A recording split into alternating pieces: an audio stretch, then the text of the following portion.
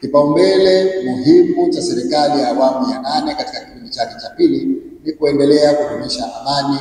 umoja, mshikamano kama msingi mkuu wa maendeleo nchini. Ni dhamira yangu kuzidi kuwaunganisha wananchi wa Zanzibar kuwa wamoja bila ya kujali rangi, imani za kidini, jinsia,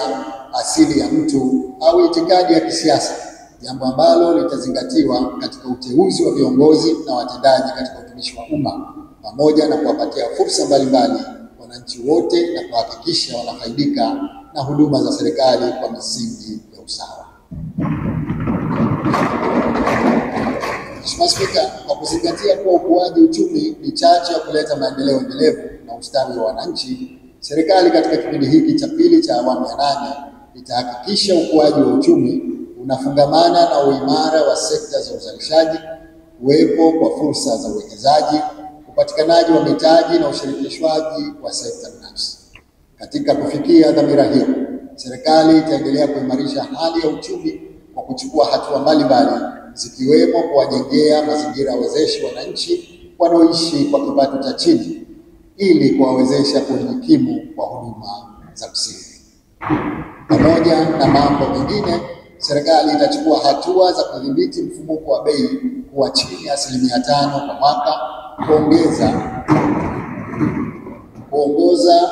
kuongeza ukuaji wa pato la taifa kutoka 7% hadi kufikia 10% kwa mwaka,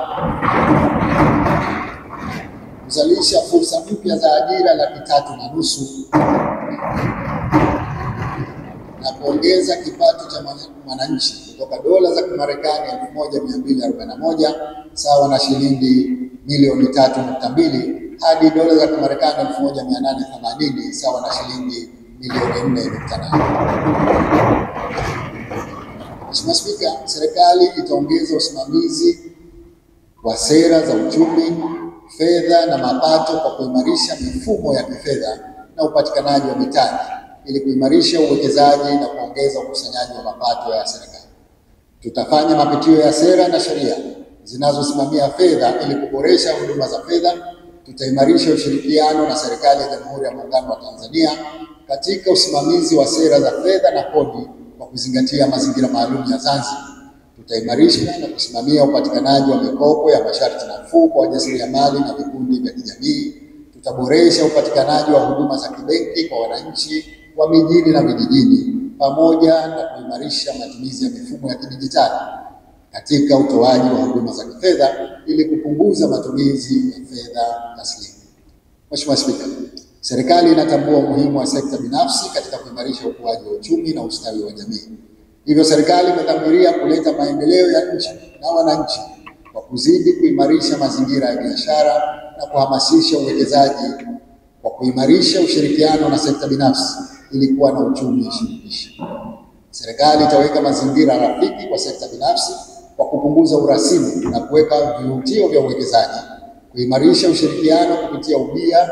wa sekta ya umma na sekta binafsi, kutoa fursa kwa wajasiriamali kupitia mafunzo, mikopo nafuu na kuimarisha miundombinu ya masoko, kuhamasisha uwekezaji katika ubunifu na teknolojia za kisasa, kuendeleza sekta za kilimo, viwanda na huduma na kuweka mazingira ya kubaini fursa za ajira hususan kwa vijana na wanawake kupitia miradi ya maendeleo, ujasiriamali na kufanya uwekezaji katika viwanda vinavyoongeza